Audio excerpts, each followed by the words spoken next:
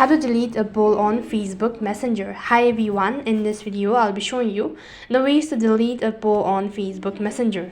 In order to delete a Facebook poll Messenger, first thing first, you'll need to go ahead and update your Facebook application or your Messenger application. Once you're done updating, go ahead and open up your application.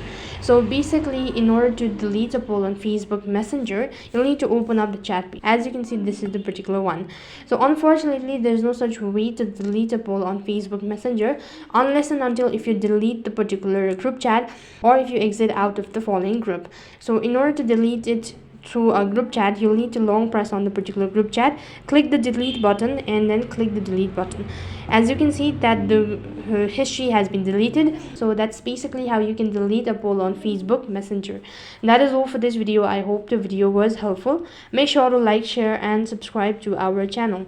Thank you for watching. See you in the next video.